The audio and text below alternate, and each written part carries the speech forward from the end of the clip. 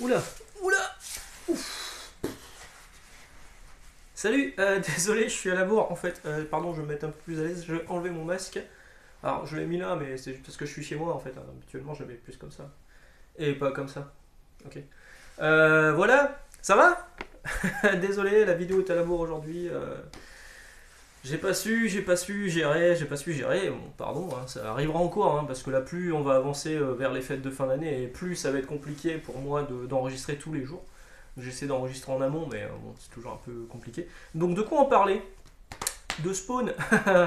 Comme souvent, comme j'avais fait sur Ultimate Spider-Man, j'ai pu constater que la première vidéo marchait vraiment bien et que les secondes, enfin les suivantes, ça descendait. Ça vous intéresse de moins en moins. Bon, c'est pas grave, moi ça m'intéresse de le faire, je sais que ça en intéresse certains d'entre vous, et tant mieux parce que moi Spawn c'est un personnage que j'aime beaucoup moins maintenant, mais que j'aimais beaucoup en tout cas. Et donc hier on était resté sur Spawn, hier, Spawn 79 qui était là, donc le dernier numéro paru chez Semic, qui était paru donc en novembre 2004, et donc on attendait la suite logiquement en janvier 2005, parce que rien n'annonçait que c'était le dernier. Sauf que en janvier, je vous dis janvier, ouais, janvier 2005, donc rien n'arrive, se passe quelques mois, je crois qu'on avait eu l'info qui avait fuité sur je ne sais plus, il y avait les sites, ouais, il y avait les blogs et tout à l'époque déjà, pas Comics Blog. En juillet 2005, on voit arriver ça en fait en kiosque. Spawn est arrivé chez Delcourt. Les chroniques de Spawn, ça s'appelle numéro 1, c'est la suite directe. Ici, on s'était arrêté au numéro, je ne sais plus, au numéro 138, c'était la fin d'un arc. Et ici, on reprend avec un numéro 139. Alors, il y a La Malédiction de Spawn, qui est un récit court tiré du Free Comic Book Day de 2004, avec des dessins de Greg Capullo et un résumé historique de ce qui s'était passé avant. Résumé de l'épisode à venir, bah, c'était là-dedans. Spawn 139 et Spawn 140, plus les enquêtes de Sam et Twitch, Case Files, Sam and Twitch numéro 1, une série de 2003. Mais avant de vous parler de ça, il faut que je vous parle de Thierry Mornay. J'avais un peu évoqué son nom dans la dernière vidéo. Thierry Mornay, pour la petite histoire, c'est un fan de comics qui travaillait dans le fanzine à la base. Il avait créé son fanzine, il a écrit dans Scars, il avait fait quelques travaux pour Panini dans le rédactionnel, je crois. Alors lui saura me corriger si je dis une connerie, évidemment. Notamment sur Kaboom. Et c'est naturellement Semic qui est venu le chercher, hein, parce que Semic avait perdu Marvel, il fallait relancer la machine. Au niveau cohérence éditoriale, bon, c'était bien, mais il fallait quelqu'un, il fallait un rédacteur en chef, c'était son poste, rédacteur en chef, qui lit tout ça, qui a une vision d'ensemble de ce que pourrait proposer Semic en kiosque, et notamment avec les titres Image Comics. Il a fait venir d'ailleurs les titres d'essai comics aussi chez Semic. Donc c'est lui qui était responsable de tout ça, il était rédacteur en chef. Il est resté 5 ans, il me semble que c'est 5 ans, 4 années qui se sont très bien passées, hein, où tout était vraiment nickel, et une année qui était beaucoup plus compliquée, la dernière année, où il était vraiment en guerre avec les gens au-dessus de lui, les responsables de chez Semic, et Delcourt est venu le chercher. Delcourt est venu lui proposer un poste, directeur de collection, et bah, lui il est parti avec ses adresses, ses contacts. Et quand il fallu décider du destin de Spawn, Todd McFarlane a dit non, moi je veux bosser avec Thierry. Franchement, c'est une belle preuve de confiance. Et comme Thierry partait chez Delcourt, et ben Spawn, Todd McFarlane a signé avec Delcourt. C'est pour ça que la série s'est retrouvée avec Delcourt. Alors c'était le cas d'autres séries aussi, hein. Il y a eu Aspen Comics, les séries Aspen, donc merde, j'ai un trou. Enfin, tous les titres de Michael Turner, du coup. J'ai un trou, hein, c'est chiant, hein. Bon, vous retrouverez, hein. De toute façon, je suis vraiment un boulet, quoi. Je peux pas le noter, ça. Non, c'est dingue. Bah, toutes les séries Aspen Comics. Il y a eu ici Topco, évidemment. Je suis encore en train de chercher. Il y a eu les titres Topco, les relances de Topco. Mais bon, donc du coup, le titre principal, Spawn, arrive dans les chroniques de Spawn, un nouveau numéro 1 qui est là.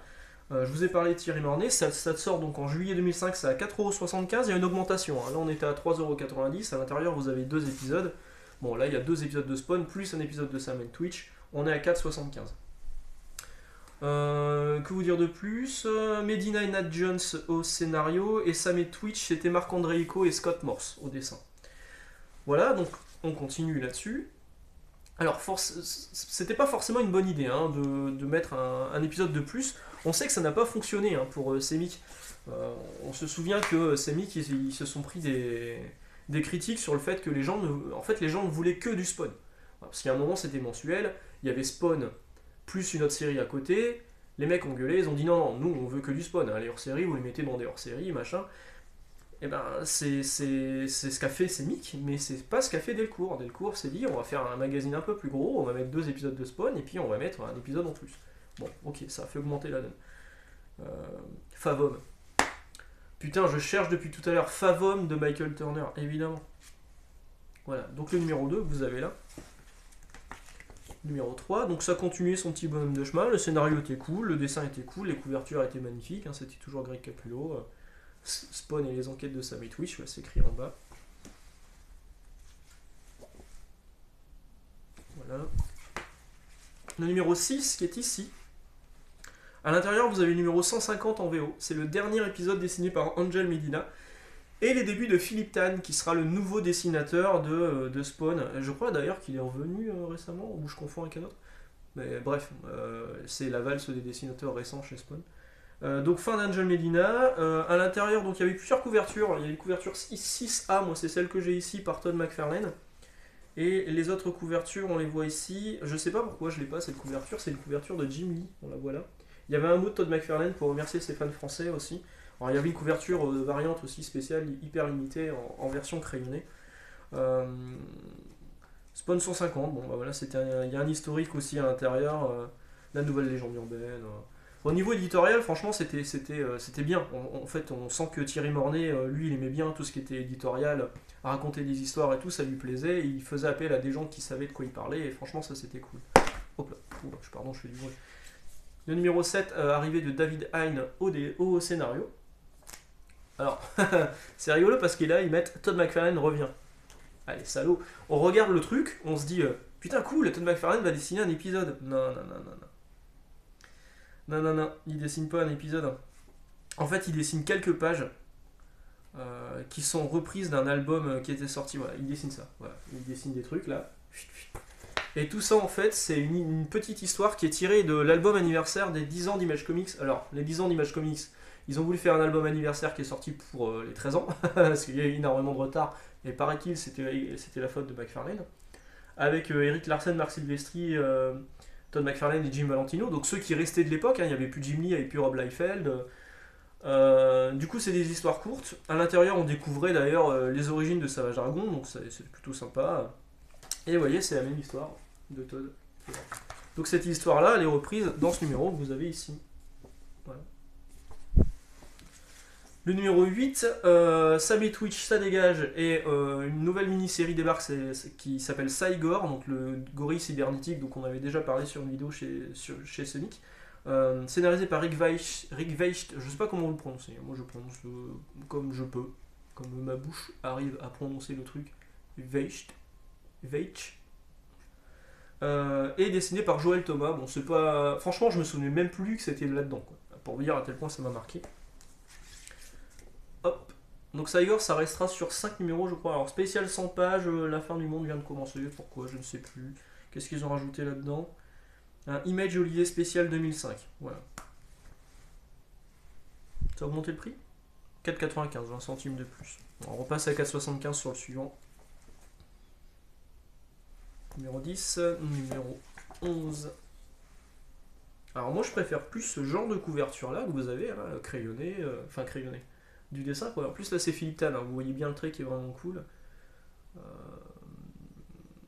Ah tiens, bah justement je voulais vous en parler un petit peu après, j'en parle un petit peu maintenant. En même temps que la suite de Spawn qui était éditée chez Semic, Delcourt ressortira tous les premiers numéros de Spawn, bon, sans les numéros 9 et 10 de Neil Gaiman et Dave Sim, dans des intégrales en librairie en fait, hein. Enfin dans des volumes durs en librairie. Voilà, ça c'était le numéro 2 de l'époque. Mais ça on en reparlera également dans une autre vidéo plus tard où je vous parlerai de la librairie chez Delcourt. Voilà, je vous disais, moi je préfère ce genre de couverture là qui est dessinée. que ce genre de couverture qui est complètement fait. Enfin, c'est du numérique quoi. Moi, les couleurs, ça, j'aime pas du tout. Ça, c'est numéro 12. Numéro 13, à l'intérieur, arrivée de Hellspawn, la série Hellspawn qui avait déjà été éditée en partie chez Semic dans des hors-séries. Là, on démarre au numéro 12, il y a les numéros 12 et 13 dedans, plus les numéros de Spawn 163 et 164. Hellspawn, c'est scénarisé par Steve Niles et dessiné par Ben Temple Smith. Donc c'est le duo créatif qui avait fait 30 jours de nuit, dont je vous avais déjà un petit peu parlé, que j'aime beaucoup moi personnellement. Donc ça arrive là-dedans. Donc à l'intérieur maintenant vous avez du Spawn et du Spawn et du Hellspawn, la série dérivée. Et il n'y a plus Igor, il n'y a plus Twitch. Le mois suivant, donc là on est en quoi? On est en août 2007, on a eu un hors-série de Spawn spécial 100 pages où vous avez à l'intérieur un one-shot qui s'appelle comment? Je ne sais plus. Godslayer, Spawn Godslayer, scénarisé par Brian Holguin et dessiné par Jay Anacleto. Alors Jay Anacleto, si je dis pas de conneries, il a été découvert par Brian Aberlin, il a été découvert aussi par Wes Portocchio, il me semble. Et c'est un dessinateur philippin qui était à la base, qui avait fait des études de dentiste, pour être dentiste. Il me semble que c'est ça. Et finalement, on s'est rendu compte qu'il dessinait plutôt pas mal. Et oui, c'est plutôt pas mal. C'est lui qui dessine Aria. Aria ressort en janvier d'ailleurs chez Delcourt. Vous voyez, les planches sont plutôt belles. Alors, mon exemplaire est un peu abîmé. Hein. Je suis un peu vert. Il a pris un petit coup là. Donc on peut se dire c'est un hors-série, je vais pas l'acheter. Bah si, il faut l'acheter parce qu'en fait à l'intérieur vous avez Spawn numéro 165, donc la suite de celui-là. C'est un one-shot. Hein. C'est un épisode à part, mais bon, bah, ça, si vous êtes complétiste maladif comme moi, il vous faut le Spawn 165, et du coup on le retrouve ici, en grand format, dans ce hors-série qui était sorti donc en août 2007. Alors, pareil, il y a eu plusieurs variantes de cover, une cover par Anacleto, une cover par Capullo, et puis une cover noir et blanc. Hop, le numéro 14, Brian Aberlin arrive au scénario. Au dessin, pardon, je dis une connerie, Brian Aberlin au dessin. Alors là, j'étais moins fan. C'est trop numérique pour moi, en fait. C'est trop numérique. Je vais essayer de vous montrer une page un peu cool. Ouais, non. C'est pas pour moi, quoi. Et allez, une page cool, quoi. Ah, voilà. Dégueulasse. Hop. Numéro 15, pareil, il y avait encore une variante cover.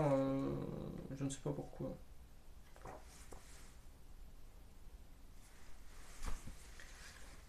Numéro 16, spécial 100 pages. Il y a 2 épisodes de Spawn, un épisode d'Hellspawn et un épisode de Godslayer, dessiné par Philippe Tan. Donc du coup il revient, Philippe Tan, il n'est plus dessinateur régulier, vu que c'était Brian Aberlin le dessinateur régulier, mais il bosse sur la série dérivée Godslayer. Numéro 17, 2 épisodes de Spawn, un épisode de Godslayer, mais il n'y a plus Hellspawn. Ça y est, c'est terminé Hellspawn. Hop. Au dessin là-dedans, on a Bing Casino, je ne connaissais pas, et Gerard Van Dyke. Voilà, je connais pas, je sais pas ce qu'ils ont fait après.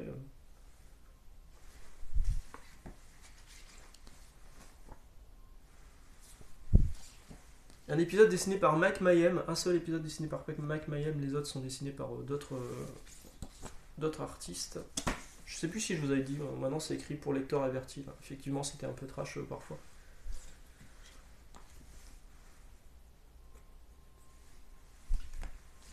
Avec un poster géant parti 1 sur 5. J'ai horreur quand on fait ça. Ça me saoule, ça me gâche le dessin, ça m'énerve.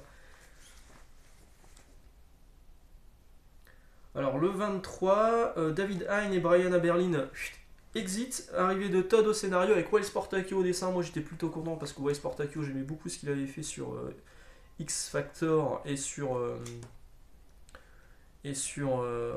Wetworks notamment, sa création. Et j'aime beaucoup le trait en fait. Numéro 24. L'arrivée d'une série qui s'appelle Spawn X, qui est un Spawn qui se veut un peu cartoon, inspiré des dessins animés. Alors qu'il y a eu des dessins animés Spawn, mais qui étaient très adultes, qui ont été diffusés sur MTV, que j'avais vu à l'époque, et qui sont vraiment très très bons. Encore aujourd'hui, c'est vraiment très bien. Il y a une vraie ambiance noire, mais là, c'est un truc cartoon, genre ce qu'il y avait dans les cartoons des X-Men des années 90.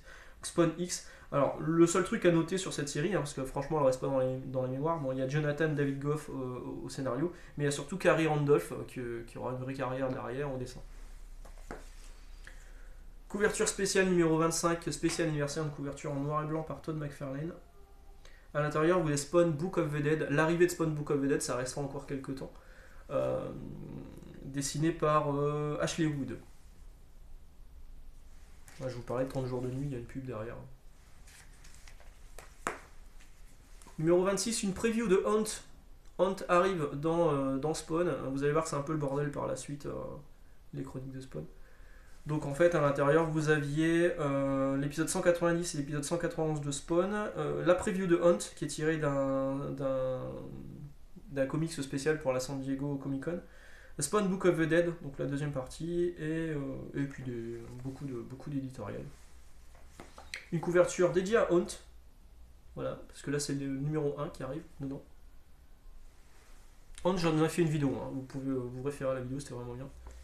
Hop, on n'est pas sur quoi, le numéro 28, donc 2 épisodes de Spawn, un épisode d'Image United. Alors Image United, c'était un projet qui était plutôt sympa, c'était tous les épisodes, enfin tous les mecs qui restaient, un peu comme cet album là en fait, hein. Tous les mecs qui restaient de Image de l'époque, donc il y avait aussi Wally Sportacchio, en plus il y avait Rob Liefeld qui était là, vu qu'il était revenu chez Image je crois à ce moment-là. Ryan Oatley qui dessinait, Eric Larsen. En fait, les planches, il y avait plusieurs dessinateurs sur la planche. Les personnages étaient dessinés par leur créateur. C'était un peu bizarre à expliquer, mais c'était plutôt sympa à voir en fait. Hein. C'était, il y a un calendrier, on se demande bien pourquoi ils ont foutu un calendrier. Il y a une nouvelle création. Alors ce nouveau personnage, il est créé par Wes Sportacchio. Bon, bah, il restera pas en mémoire parce qu'Image United c'était encore une fois une bonne idée, mais qui n'a pas été concrétisée. Au scénario, c'est Robert Kirkman. Quand même pas dégueulasse. Alors, un exemple tout con, hein. Ce personnage-là, il est dessiné par Wes Sportacchio, et le Savage Dragon, il est dessiné par Eric Larsen. Voilà. Et le grand méchant était dessiné par Ryan Oatley dedans. Donc ça, c'était plutôt sympa, ouais. Hop, on continue. On arrive où, là? Donc ça, c'est le dernier numéro sous cette formule-là. En fait, on change de formule, c'est écrit là. Nouvelle formule. En fait, il change juste la maquette, hein. À l'intérieur, vous avez un épisode de Spawn, un épisode d'Image United, Invincible 0. Bah plutôt cool du coup pour les fans d'Invincible. Bon, moi je les ai dans les TPB, hein, ça a été réédité, mais Invincible 0 est là-dedans. Et un épisode de Hunt du coup.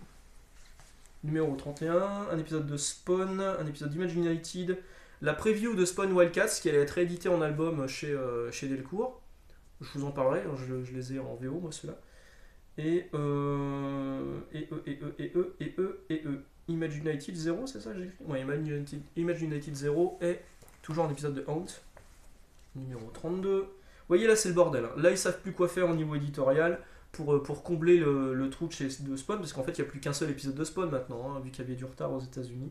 Donc là-dedans vous avez un épisode de Spawn, un épisode de Sam Twitch The Writer, donc une nouvelle série Sam Twitch scénarisée par Luca Blengino et dessinée par Luca Herbetta, ouais, parce que j'ai tout noté, hein, sinon je retiens rien. Une preview de Tony Chou, alors Tony Chou j'ai jamais été fan. Un épisode d'Image United, un épisode de Hunt. Dans celui-ci, une preview de Hunter Killer, vous voyez c'est le bordel, hein, on vous reclaque une preview en plein milieu. Ce sera le dernier épisode de Image United aussi, hein. Il n'y a pas de fin comme aux États-Unis. Numéro 34, le Spawn 200 à l'intérieur, voilà, spécial 100 pages, numéro anniversaire, plutôt cool. Une couverture de Jim Lee, là cette fois c'est la couverture de Jim Lee que j'ai. Ouais, Jim Lee et McFarlane à l'ancrage. L'épisode spécial de Walking Dead qui est là-dedans, voilà. Ça c'est cool, parce que cet épisode de Walking Dead en fait il était paru que dans les floppies, que dans les fascicules, les floppies, donc les singles issus américains, de je ne sais plus quel numéro, et ça n'a jamais été réédité dans les trade paperback. En fait c'est un truc qui est numéro 75. Ça n'a jamais été réédité, et c'est un épisode qui se moquait un petit peu, donc ça démarre comme un Walking Dead tout bête, hein. Et puis ça se moquait un petit peu de l'origine de Walking Dead, parce que ça fait des années que les gens réclamaient l'origine de Walking Dead, et bah ça a été raconté là-dedans, mais en fait c'est des histoires de terres parallèles et d'extraterrestres, dessinées par Ryan Oatley, donc c'est plutôt cool. Voilà. Et en fait c'était juste pour se moquer de cette envie qu'avaient les fans de Walking Dead d'avoir une origine au virus. C'est plutôt sympa de l'avoir là-dedans, je me rappelais même plus que c'était là-dedans, donc je l'ai relu il y a pas longtemps, et je me souvenais plus que je l'avais là-dedans en fait. Donc c'est cool en fait. Si vous êtes fan de Walking Dead, ce numéro de Spawn, les chroniques de Spawn, il est culte, hein. Le dernier numéro, ce sera le tout dernier, la fin. Delcourt jette l'éponge en fait. Érosion des lecteurs évidemment, parce qu'il n'y avait plus qu'un seul épisode de Spawn. Enfin là il y en avait deux, 203 et 204. Sam Twitch numéro 4 et Hunt numéro 8. Donc ça sera la fin de Hunt, après ça passe en librairie. Spawn ça passera en librairie aussi. Mais tout ça, je vous en parlerai demain parce qu'on arrive déjà à 20 minutes. J'espère que j'ai pas été trop bordélique dans cette vidéo. Et puis on se retrouve demain du coup. Ciao ciao.